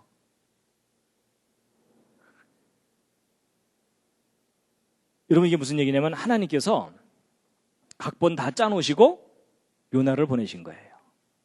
여러분 이 일시현상이 이때 정확하게 일어나게 하려면 이거 언제부터 계획되어 있어야 될 것 같습니까? 잘 생각해 보시면 창조 때부터예요. 맞죠? 그렇죠? 막 목성 저쪽에 있는데 야 잠깐 일로 와라. 내가 좀 필요하다. 이럴 수도 없고요. 그렇죠? 그럼 창조 때부터 계획되신 거예요. 그러니까 하나님께서 그러신 거예요. 야 내가 각본 다 짜놨으니까 너 좀 가줄래? 이랬더니 도망가는 거예요. 그렇죠? 그래서 여러분 도망가는 거 잡아오느라고 시간 소모했죠? 그러니까 사실은 3일 길을 돌아다녀야 되는데 요나가 3일 길을 돌아다닐 시간이 없는 거예요. 내일이 D-Day인데. 그렇죠? 상황이 이해가 가세요? 그러니까 요나가 그 상황을 알았는지 아니면 본인이 정말 가기 싫었는지 모르지만은 어쨌든 3일을 돌아야 되는데 하루만 지나가면서 망한다 이놈들 하면서 지나간 거예요. 근데 그 다음날 일시현상이 일어난 거예요. 이건 과학적으로 검증되는 사건이에요. 그러니까 여러분 저도 일식을 직접 보진 않았는데 제가 이 강의를 이제 미국에 가서 한번 집회를 한 적이 있었어요. 끝나고 나더니 어떤 분이 자기 경험을 얘기해 주시더라고요. 자기가 일식현상을 직접 겪었대요. 어느 날 아침에 뉴스에 일식현상이 있다는 뉴스가 나왔는데 그 뉴스를 못 들은 거예요. 못 듣고서 자동차를 몰고 하이웨이를 가고 있는데 갑자기 일식이 나타났다는 거예요. 갑자기 밝았던 부분에 태양이 어두워지면서 깜깜해지더래요. 근데 이분이 꽤 배운 분이고 그리고 신앙이 있는 분이었거든요. 그런데도 갑자기 일식이 나타나니까 공포감이 막 이 속에서 막 공포감이 드는데 막 두려움이 엄습을 하더라는 거예요. 그러니까 배웠고 이 신앙이 있는 분인데도 막 공포감이 드는데 우상 숭배하던 사람들한테는요 절대적인 공포감이 들면서 집단 히스테리라 그러나요? 하여튼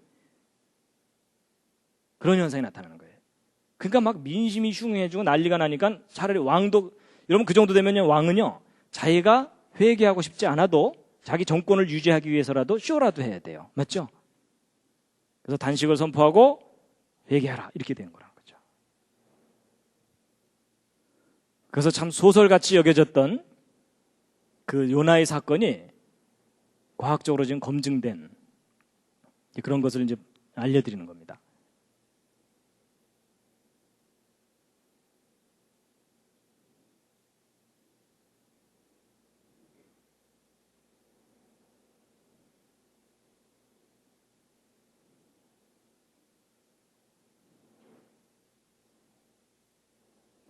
그래서 아까 BC 585년에 있었던 그 리디아의 그 전투 있잖아요. 그게 갑자기 멈춘 것도 저때 당시 사람들한테는 일시현상이라는 것은 공포의 그 사건입니다. 근데 이제 이렇게 얘기하면 소설 잘 쓴다. 그래도 못 믿겠다. 이럴 수 있거든요. 근데 여러분 성경은요 이상하게 앞뒤가 맞아요. 이거 뒷받침해주는 성경 말씀이 있습니다. 뭐냐면 여러분 열왕기하 14장 25절에 함께 읽으시겠습니다. 시작. 이스라엘 하나님 여호와께서 그 종 가드헤벨 아미떼의 아들 선지자 요나로 하신 말씀과 같이 여로보암이 이스라엘 지경을 회복하되 하맛 어귀에서부터 아라바 바다까지 하였으니. 여러분 여로보암 왕이 이스라엘의 잃어버린 땅들을 다시 되찾았다는 거예요. 그럼 이제 여러분은 믿음이 좋으시니까 하나님이 도와주셔서 찾았는가 보다 이렇게 생각하실지 모르지만 여러분 이때 당시 상황을 보면은 절대로 여로보암이 땅을 되찾을 상황이 아니에요. 왜냐하면 여로보암 왕이 악한 왕이었거든요. 여러분 여기 보시면은 여로보암 왕이 악한 왕이에요. 선한 왕도 용기를 내야만 그 일을 할 수 있는데 악한 왕인데 그 땅을 되찾은 거예요. 여러분 이 여로보암 왕이 그 땅 되찾으려면 무엇을 결심해야 되냐면 자기 민족이 몽땅 몰살당할 걸 결심해야 돼요. 왜냐하면 여러분 이 큰 제국하고 싸워야지 그 땅을 뺏을 수 있잖아요. 그렇죠? 제정신이 아니곤 그 전쟁 못해요. 근데 여로보암 왕이 그 상황에서 뺏어왔잖아요.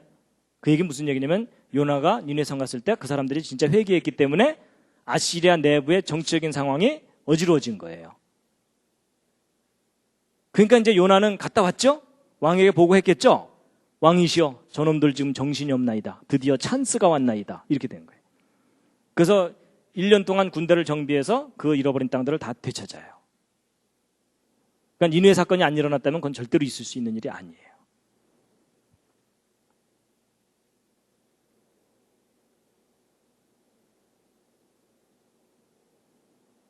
그래서 이제 하나님께서 그 일시현상을 통해서 요나 때 그 니느웨 성을 회개시킨 사건이 있었을 거다라고 지금 아주 가능성이 높다고 지금 보고 있는데요.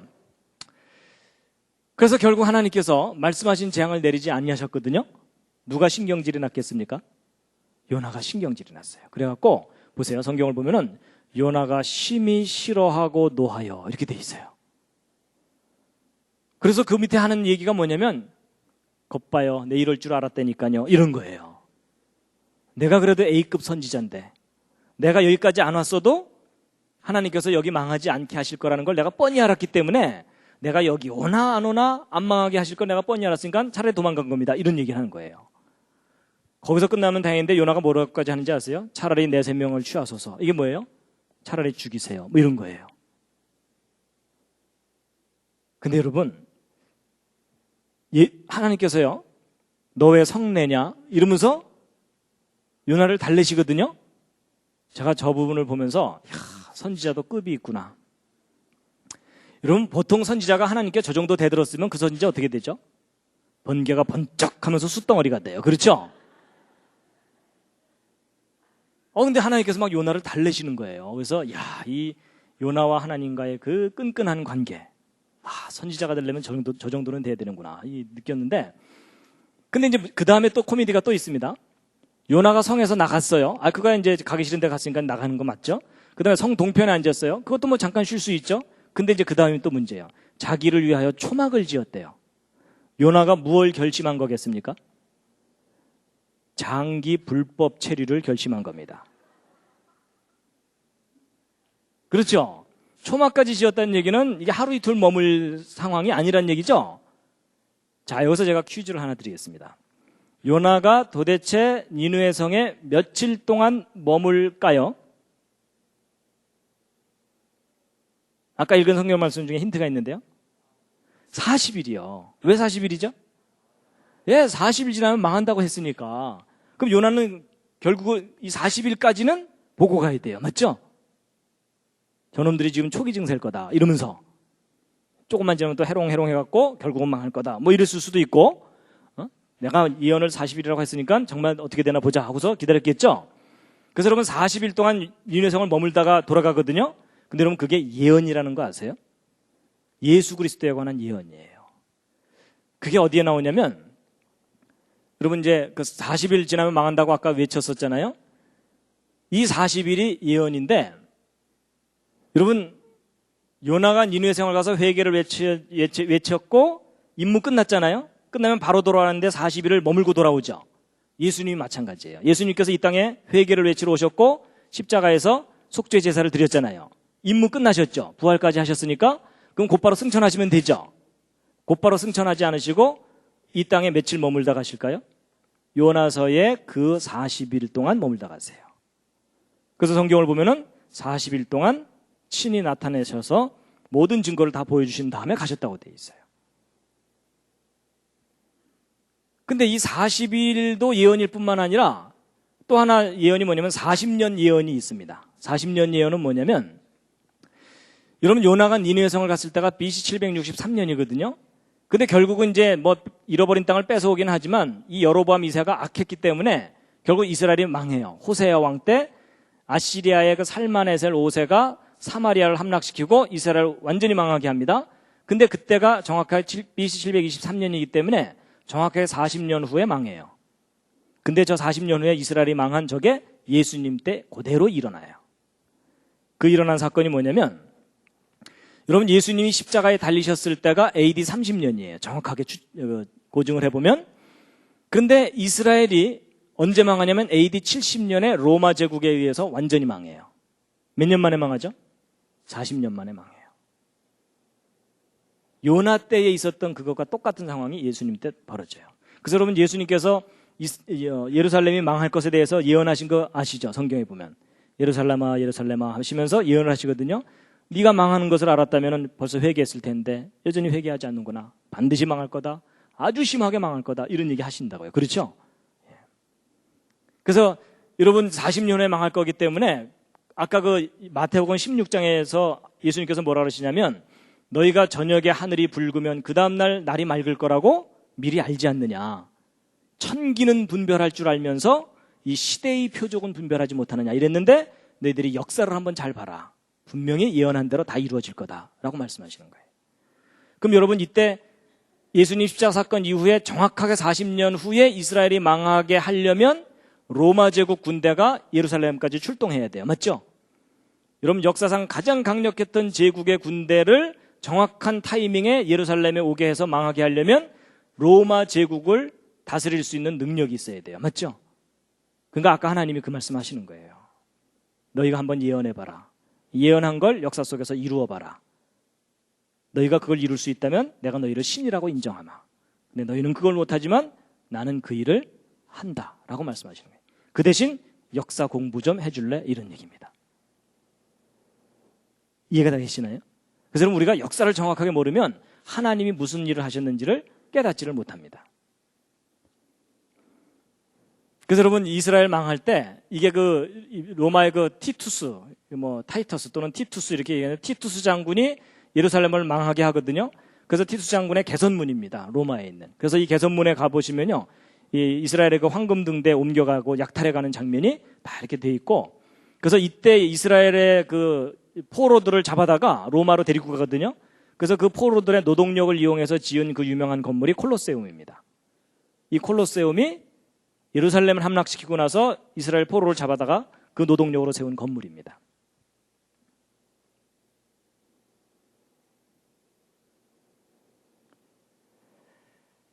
자, 잠시 기지개를 한번 더 켜시겠습니다. 이제 거의 끝날 때가 가까웠습니다.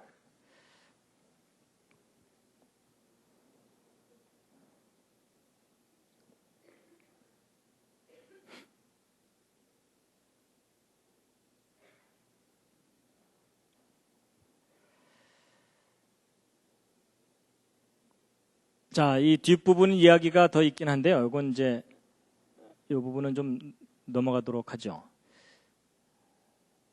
이제 마지막으로 그 요나의 기도에 대해서 이제 말씀을 드릴 텐데요. 오늘 제가 말씀드린 이 내용은 아직 기독교계에 그리 널리 퍼져 있는 내용이 아닙니다. 신학계에서도 아직 이런 내용에 대해서 널리 알려져 있지 않아요. 그래서 오늘 내용을 여러분이 믿으셔도 되고 안 믿으셔도 괜찮습니다. 안 믿어도 괜찮아요. 그 대신 여러분 이런 거예요. 제가 아까 그 과학적인 방법론을 말씀드린 이유가 뭐냐면, 여러분 과학적인 방법론의 중간에 공식이 틀리면 결과가 틀리게 돼 있어요. 맞죠? 그래서 여러분 만약에 아까 그 방법이 중간에 뭔가 잘못되면 이 결론이 틀리는 거기 때문에 제가 말씀드린 이런 모든 결론들이 틀릴 수도 있어요. 그런데 이 공식이 제대로만 맞으면 정확한 결론을 우리가 얻을 수 있거든요. 그래서 그동안은 우리가 성경을 막연하게 믿다가 이제는 과학적으로 검증을 해서 역사적인 사실이라는 것을 아주 선명하게 이제 드러내는 작업을 학자들이 지금 하고 있다라는 것을 좀 뭐 그 정도만 이해하셔도 괜찮다는 겁니다. 이해가 되시죠? 예. 자, 이제 마지막으로 이제 요나서의 그 요나의 기도에 관한 건데요. 요나가 이제 간절히 물고기 뱃속에서 기도하거든요. 이제 보통 사람들은 이제 그 부분을 읽으면은 야, 요나가 이제 뭐 꽤나 다급했구나. 엄청나게 기도하는군. 이런 생각만 보통 하게 됩니다. 근데 일부 학자들이 저 속에서 무엇을 발견했냐면 요나가 기도한 요 내용의 이 순서들이 예수님이 고난당하신 사건들을 비유적으로 표현을 하고 있다는 거예요. 그래서 여러분 예수님의 고난은 최후의 만찬 끝난 후부터 시작되잖아요. 그렇죠? 그래서 이제 겟세마네 동산에 가셔서 간절히 기도하시죠. 그래서 보시면은 이제 그 고난의 시작인데 처음에 간절히 부르짖어 기도하는 내용이 나와요. 겟세마네 동산에서. 그러다가 체포가 되시죠. 근데 체포가 된 것을 깊음 속 바닷 가운데 던져졌다라는 표현으로 표현을 했다는 거예요. 여러분 혹시 물에 빠져보신 경험 있으십니까? 저는 산정호수에 가서 빠져 죽을 뻔한 적이 있습니다. 초등학교 때. 빠지고 났더니요. 정말 막막하더라고요. 근데 물에 빠지면 정말 그렇게 돼요. 사람 체포된 거하고 비슷한 심정입니다. 처음에는 이제 대제사장 집들에 체포돼서 갔다가 여기서 해결이 안 돼요. 왜냐하면 아까 말씀드린 대로 이스라엘 사람들에게는 사형권이 없거든요. 그래서 결국 빌라도에게 끌려가서 빌라도로부터 재판을 받고 사형을 선고를 받게 되죠. 근데 여기 이제 4절을 보면 내가 주의 목전에서 쫓겨났다 이렇게 돼 있는데 여러분 이스라엘은 종교 공동체입니다. 그래서 이스라엘 민족에게서 쫓겨났다는 얘기는 곧 누구에게 쫓겨났다는 것과 똑같아요? 하나님께로부터 쫓겨났다는 것과 똑같은 의미입니다. 그래서 주의 목전에서 쫓겨난 것이 바로 이스라엘에게서 쫓겨나서 이제 로마의 그 총독에게 이제 재판을 받는 거다라고 표현했다고 보고 있고요. 그 다음에 이제 물이 나를 둘렀고 기품이 나를 내었고 바다풀이 내 머리를 썼다는 것은 예수님께서 조롱당하시고 고난당하시는 홍포와 가시면류관을 표현한 것이다라고 보고 있고요. 그 다음에 내가 산의 뿌리까지 내려갔다. 이것은 이제 무덤 속에 들어가신 예수를 상징적으로 표현한 것이다. 그리고 주께서 내 생명을 구덩이에서 건지셨다는 것은 부활하신 것에 대한 표현이고요. 그러니까 예수님의 고난받으시고 부활하신 내용이 순서대로 이렇게 비유적으로 표현되어 있다는 겁니다. 그리고 이제 내 기도가 주께 이르렀다는 얘기는 기도의 응답을 받으신 것이고요. 저건 뭐냐면요. 여러분 사실 예수님은 정해진 상황에서 십자가 사건을 치르고 올라가시면 되거든요. 근데 겟세마네 동산에서 너무 간절히 기도하시죠. 사실은 기도 안 하셔도 될 법한 상황이에요. 이제 시간이 됐으니까 십자가 달렸다가 죽었다가 다시 부활하면 되는구나 이러면 되는 건데 간절히 기도하시거든요. 하여튼 그 부분은 너무 좀 자세한 내용이니까 넘어가겠습니다. 그 다음에 이제 8절에 보면은 무릇 거짓되고 헛된 것을 숭상하는 자는 자기에게 베푸신 은혜를 버렸사오나 이것은 이제 깊이 생각하다가 이것은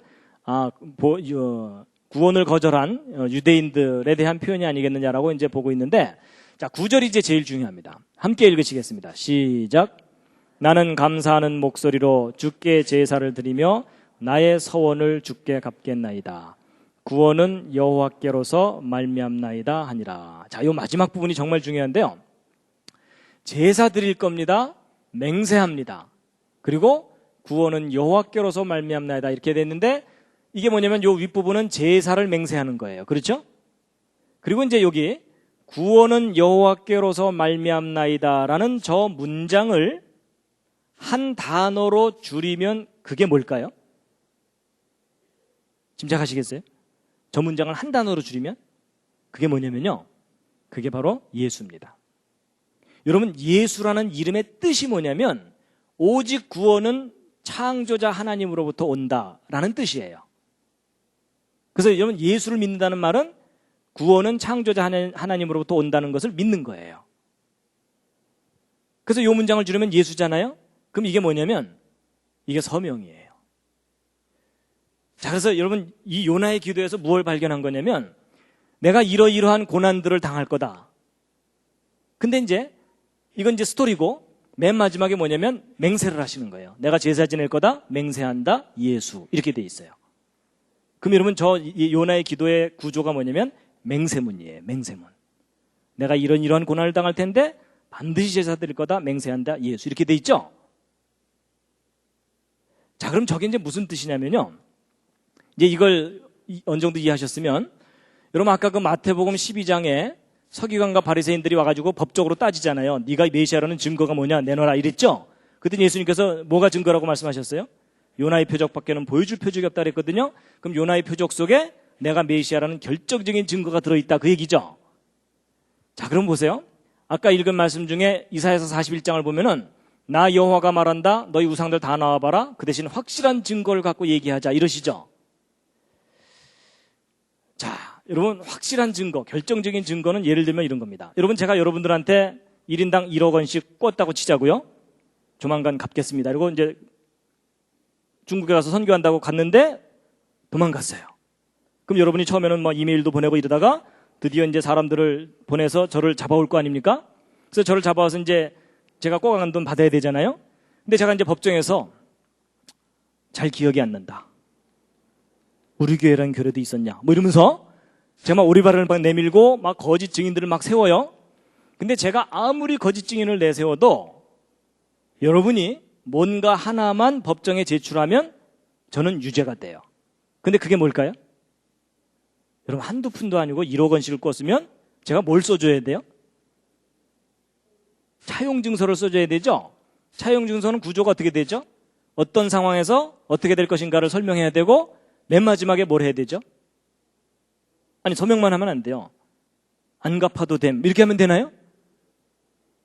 서명만 했다고 되는 게 아니라 맨 마지막에 맹세를 해야 돼요. 제가 반드시 갚음, 맹세함, 그리고 뭘 해야 되죠? 김명현 이렇게 해야 돼요. 맞죠? 근데 그걸 써줬을 거 아니에요? 여러분이 그것만 딱 제출하면은 저는 그냥 유죄예요. 맞죠? 딴 증거가 필요가 없어요. 그럼 여러분 그 상황을 이해를 하신다면 바로 이게 이해가 되실 거예요. 내가 메시아라는 증거가 있다. 요나의 표적이 내가 메시아라는 유일한 증거다. 그 대신 자세히 한번 들여다봐라. 그 속에 내가 이 온 백성을 위해서 제사를 지내겠다는 맹세문이 그 속에 들어있다. 그 맹세문이 내가 메시아라는 결정적인 증거다. 내가 요나라는 선지자를 통해서 그 맹세문을 미리 작성해놨고 그 맹세를 이루기 위해서 이 땅에 온 메시아다 라고 말씀하시는 거라는 거예요. 앞뒤 상황이 그래요. 그러니까 예수님께서 대충 오신 게 아니라 맹세문 작성하고 이 땅에 오셨다는 얘기예요. 멋있는 분입니다. 저 같으면 맹세 안 합니다. 대충 내려왔다가 아플 것 같은데 다시 올라갔다 나중에 오자 이럴 거예요. 그렇죠?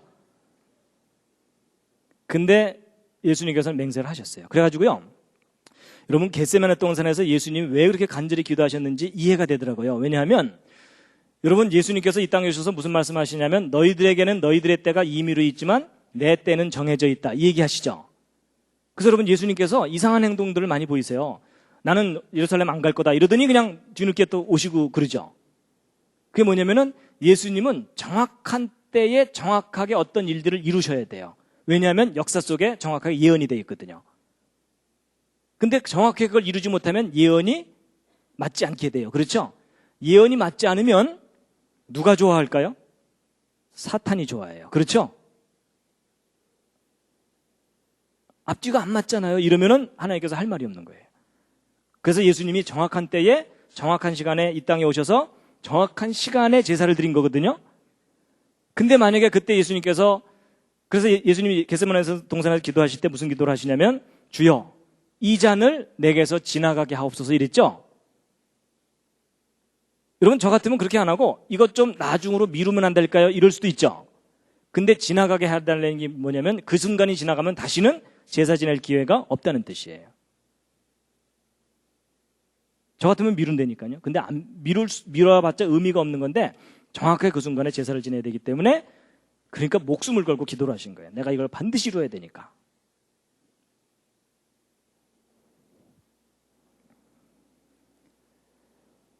그래서 이제 오늘 쭉 말씀드린 이제 결론이 뭐냐면 우리 여호와 하나님께서 참신이시라는 객관적인 증거가 뭐냐면 뭐라고요?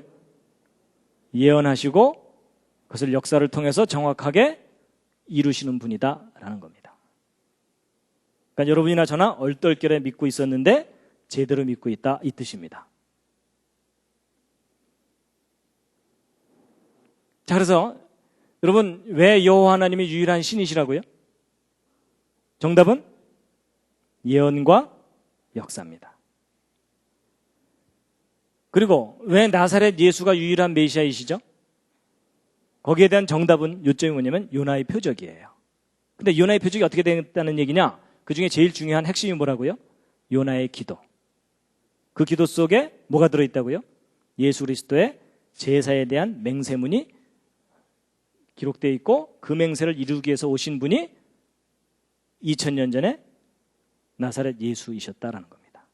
그래서 정확하게 예언된 시간에 정확하게 그 예언을 이루신 분이라는 거예요. 그래서 요나 때의 그 정치적인 상황에 의해서 요나가 니느웨성을 간 다음에 40년 후에 망하잖아요. 그렇죠? 그런 것처럼 이스라엘이 망하기 40년 전에 오셨던 분이 예수 그리스도시라는 겁니다.